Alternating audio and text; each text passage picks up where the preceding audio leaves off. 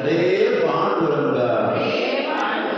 ಈ ದಿನ ನಿತ್ಯ ಭಜನೋತ್ಸವದಂತೆ ನಮ್ಮ ಮಹಾಲಕ್ಷ್ಮಿ ಭಜನಾ ಮಂಡಳಿಯವರು ಸರ್ವ ಸದಸ್ಯರು ಇವತ್ತಿನ ದಿವಸ ಈ ಒಂದು ನಮ್ಮ ಮಂಡಿ ಕ್ಷೇತ್ರಕ್ಕೆ ಆಗಮಿಸಿ ಸುಶ್ರಾವ್ಯವಾಗಿರ್ತಕ್ಕಂತಹ ಶ್ರುತಿಬದ್ಧವಾದ ತಾಳಬದ್ಧವಾಗಿರ್ತಕ್ಕಂತಹ ಭಜನೆಯನ್ನ ಆ ಭಗವಂತನಿಗೆ ಸಾಮೂಹಿಕವಾಗಿ ಅರ್ಪಿಸಿದ್ದಾರೆ.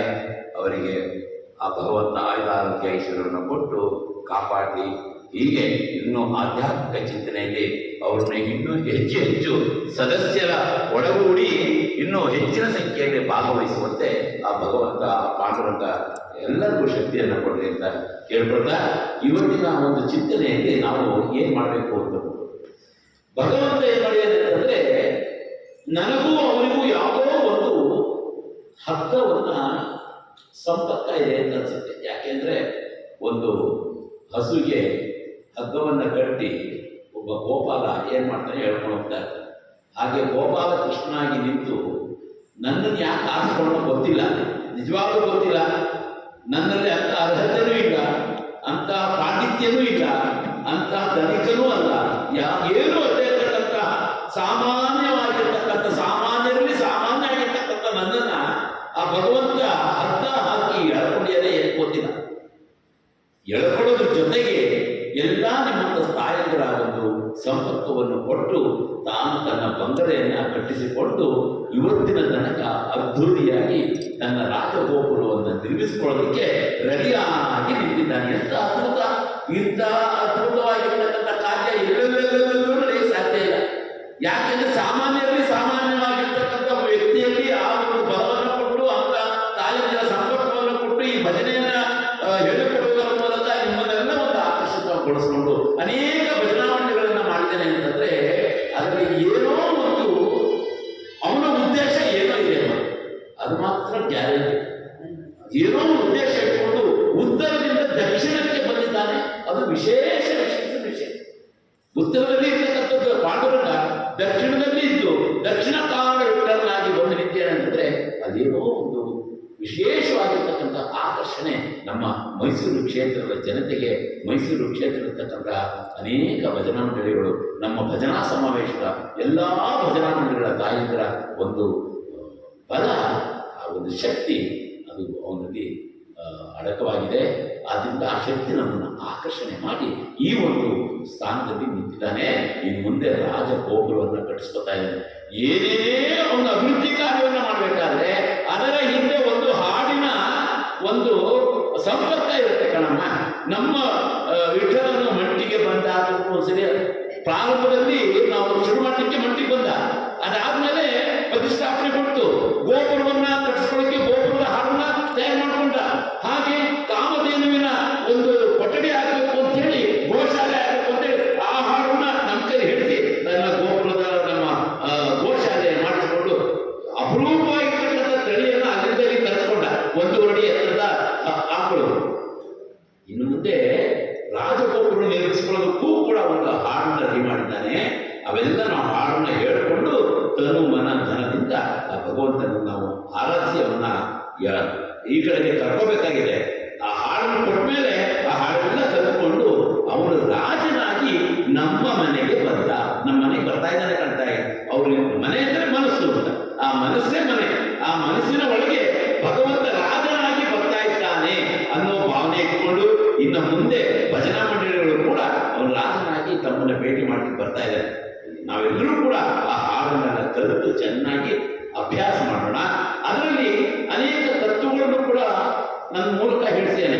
ಪುಂಡರೀಕ ನೋಡಿ, ಪುಂಡರೀಕನಿಗೆ ನೀಡಿದ ವರವ ಸಾಧಿಸಲು ಬಂದ, ಚೋಕ ಮೇಳದಂತಿರುವ ಸಾಧನೆ ವೀಕ್ಷಿಸಲು ಬಂದ, ನಾಮದೇವರಿಗೆ ನೀಡಿದ ಸ್ಥಾನ ನಮಗೆ ನೀಡಲು ಬಂದ. ಅವನು ಎಲ್ಲಾ ಸಾಧು ಸಂತರಿಗೆ ಅವರ ಮಾರ್ಗವನ್ನು ತೋರಿಸ್ತಾ ಬಂದಿದ್ದಾನೆ. ಈಗ ಅಂತರ ಸಾವಿರಾರು ವರ್ಷಗಳಿಂದ ಪುಂಡರೀಕ ಪ್ರಾದುರ್ಭಾವ, ಯಾವಾಗ ಪುಂಡರೀಕನಿಗೆ ಪ್ರಾದುರ್ಭಾವವಾಗಿ ಇಟ್ಟಿಗೆ ಮೇಲೆ ನಿಂತ ಅವಾಗಿಂದಲೂ ಅನೇಕ ಸಾಧು ಸಂತರು ಬಂದರು. ಹಾಗೆ ನಮ್ಮ ದಕ್ಷಿಣದಲ್ಲೂ ಕೂಡ ಪುರಂದರದಾಸರು, ಕನಕದಾಸರಾಗಿ ಅಲ್ಲಿ ಪಾಂಡುರಂಗನನ್ನ ಆರಾಧಿಸಿರ್ತಕ್ಕಂಥವ್ರು. ಈ ಉತ್ತರದಲ್ಲಿ ತೆಗೆದುಕೊಂಡಾಗ ನಾವು ಉತ್ತರದಿಂದ ದಕ್ಷಿಣ ಬರ್ತೇನಲ್ಲ, ಅಲ್ಲಿ ಉತ್ತರದಲ್ಲಿ ಏನೋ ವಿಶೇಷತೆ ಇದೆ, ಅಲ್ಲಿ ಸಾಧು ಸಂತರ ವಿಶೇಷತೆ ಇದೆ.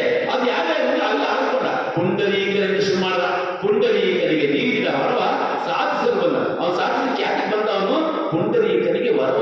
ನೀಡ ಏನು ಪುಂಡರೀಕನವರನ್ನು ನೀಡ ಅವನು ಈಚೆಗೆ ಬಂದಿತ್ತು ಸಣ್ಣ ಮೇಲೆ ಕೈ ಇಟ್ಕೊಂಡು ಪ್ರಾದುರ್ಭಾವ ಆದಾಗ ಪುಂಡರೀಕನಿಗೆ ಕೇಳಿದ ಏನ್ ಬೇಕಪ್ಪ ಅಂತ ಕೇಳಿದಾಗ ಅವನು ಒಂದೇ ಮಾತು ಹೇಳ್ದ, ನನ್ನಂತ ಭಕ್ತರಿಗೆ ನೀನು ನಾದ ಬ್ರಹ್ಮನಾಗಿ ನಿಂತು ಕಲಿಯುಗದಲ್ಲಿ ಎಲ್ಲರನ್ನೂ ನೀನು ಕಾಪಾಡಬೇಕು. ಯಾರ್ಯಾರು ನಿನ್ನ ನಾದವನ್ನ ನಿನ್ನನ್ನು ಹಾಡುವುದರ ಮೂಲಕ ಭಜನೆಯ ಮೂಲಕ ನಿನ್ನನ್ನು ನಾದದ ಮೂಲಕ ನಿನ್ನ ಸಂತೃಪ್ತಗೊಳಿಸ್ತಾರೋ ಅವರ ಇಷ್ಟಾರ್ಥಗಳನ್ನ ನೀನು ನೆರವೇರಿಸಬೇಕಪ್ಪ ಅಂತ ಪುಂಡರೀಕ ಒಂದೇ ಒಂದು ವರವನ್ನು ಕೇಳ್ಕೊಂಡ. ಆ ವರದಂತೆ ಪುಂಡರೀಕನಿಗೆ ನೀಡಿದ ವರವ ಸಾಧಿಸಲು ಬಂದ. ಹಾಗೆ ಚೋಕಮೇಳನಂತಿರುವ ಆ ಸಾಧನೆ ವೀಕ್ಷಿಸಲು ಬಂದ. ಚೋಕಮೇಳ ಅಂದ್ರೆ ನಾವು ಇಂದ ಸುತ್ತ ಹಾಕಿದ್ದೀವಿ ನೋಡಿ, ಅಲ್ಲಿ ಒಂದು ಚೋಕಮೇಳನ ಒಂದು ಫೋಟೋ ಇದೆ ನೋಡಿ. ಆ ಚೋಕಮೇಳ ಇದೆ, ಆ ಚೋಕಮೇಳನ ಮನೆಗೆ ಒಬ್ಬ ವ್ಯಕ್ತಿ ಬರ್ತಾನೆ, ಬ್ರಾಹ್ಮಣನನ್ನು ಕರೆದಿರ್ತಾನೆ. ಯಾಕೆಂದ್ರೆ ಚೋಕಮೇಳ ಒಂದು ಕೆಳ ಜಾತಿಯಲ್ಲಿ ಹುಟ್ಟಿರ್ತಕ್ಕಂಥ ಒಬ್ಬ ವ್ಯಕ್ತಿ ಅವನು ಚೋಕಮೇಳ. ಆ ಚೋಕಮೇಳ ಏನ್ ಮಾಡ್ತಂದ್ರೆ ಬ್ರಾಹ್ಮಣನ ಕರಿತಾನೆ ನಮ್ಮ ತಮ್ಮನಿಗೆ. ಭಕ್ತರಲ್ವಾ, ಅವ್ರಿಗೇನು ಭಕ್ತರಿಗೆ ಜಾತಿ ಭೇದ ಇಲ್ಲ, ಎಲ್ಲರೂ ಒಂದೇನೆ. ಗೊತ್ತಾಯ್ತಾ? ನಾವು ಮಾಡ್ಕೊಂಡಿದ್ದೀವಿ ಅಷ್ಟೇ.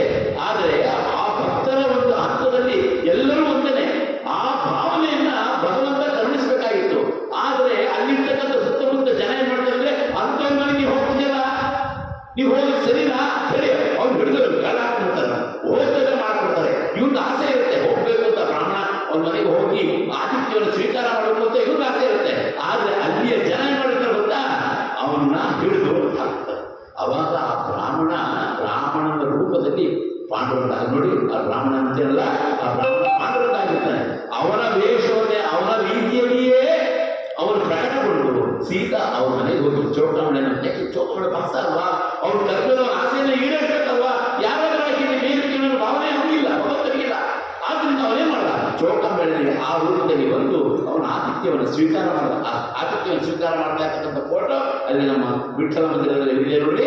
ಆ ವಿಠ್ಠಲ ಮಂದಿರದಲ್ಲಿರ್ತಕ್ಕಂಥ ಫೋಟೋ ನಮ್ಗೆಲ್ರಿಗೂ ಕೂಡ ಮಾದರಿಯಾಗಿದೆ. ಆದ್ರಿಂದ ಚೌಕಮೇಳನಂತಿರುವ ಸಾಧನೆ ವೀಕ್ಷಿಸಲು ಬಂದ. ಯಾಕೆ ಬಂದ? ಅಂತಹ ಸಾಧನೆಯನ್ನು ಮಾಡತಕ್ಕಂಥ ವ್ಯಕ್ತಿಯನ್ನ ನೋಡ್ಲಿಕ್ಕಾಗಿ ದಕ್ಷಿಣ ಕಾನಡ ವಿಠಲನಾಗಿ ಇಲ್ಲಿಗೆ ರಾಜನಾಗಿ ಬಂದ. ನೋಡಿ ಎಂತ ಅದ್ಭುತ. ಹಾಗೆ ನಾಮದೇವರಿಗೆ ನೀಡಿದ ಸ್ಥಾನ ನಮಗೆ ನೀಡಲು ಬಂದ. ನಾಮದೇವರು ಯಾರು ನೋಡಿದ್ದೀರಾ? ಅವರು ದರ್ಜಿ, ಅಂದ್ರೆ ಬಟ್ಟೆ ಹೊಲಿರುವ ದರ್ಜಿಯವರು. ಅದಕ್ಕೆ ಅವನಿಗೆ ಭೇದ ಭಾವ, ಅದಕ್ಕೆ ನಾವು ಮಾಡ್ಕೊಂಡಿದ್ದೀವಿ, ಹೇಳ್ತಾ ಇದ್ದೀನಿ ಪದೇ ನಾವು ಮಾಡ್ಕೊಂಡಿದ್ದೀವಿ. ಭಗವಂತನಿಗೆ ಯಾವ ಭೇದ ಭಾವನೂ ಇಲ್ಲ, ಎಲ್ಲರೂ ಒಂದೇನೆ, ಎಲ್ಲಾ ಜಾತಿಯರು ಒಂದೇ, ಎಲ್ಲಾ ಜಾತಿಯಲ್ಲೂ ಕೂಡ ಭಗವಂತ ಇರ್ತಾನೆ, ಎಲ್ಲರನ್ನೂ ಭಗವಂತ ನೆಲೆಸಿರ್ತಾನೆ. ಅಂತಹ ಒಂದು ವಿಷಯವನ್ನ ಅರಿತು ನಾಮದೇವರಿಗೆ ನೀಡಿದ ಸ್ಥಾನ ನಮಗೆ ನೀಡಲು ಬಂದ. ಅವನು ಕೊಟ್ಟಿರ್ತಕ್ಕಂಥ ಸ್ಥಾನ ಎಂತ ದೊಡ್ಡ ಅದ್ಭುತವಾಗಿರ್ತಕ್ಕಂಥ ಸ್ಥಾನ.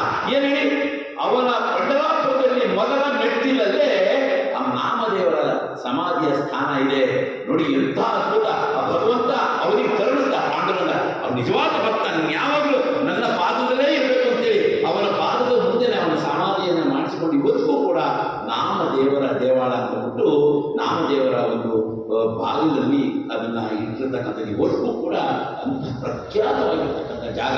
ಅಂತಹ ಸ್ಥಾನ ನಮಗೆ ನೀಡಪ್ಪ ಅಂಥೇಳಿ ಬಂದೇನೆ.